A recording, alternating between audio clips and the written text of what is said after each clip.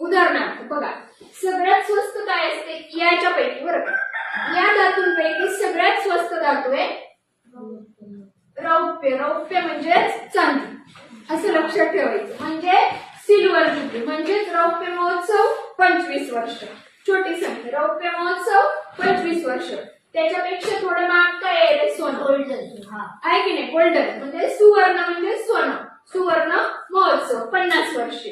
त्याच्यापेक्षा थोडं महाग काय आहे हिरा, हिरा महोत्सव 60 वर्षे. डायमंड जुबली, डायमंड हिरा म्हणजे डायमंड. त्यानंतर अमृत महोत्सव 75 वर्षे. प्लॅटिनम हा धातू आहे जो चांदीसारखाच दिसतो, शताब्दी.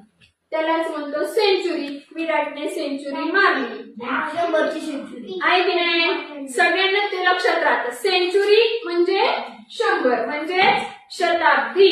शताब्दी 100 वर्षे.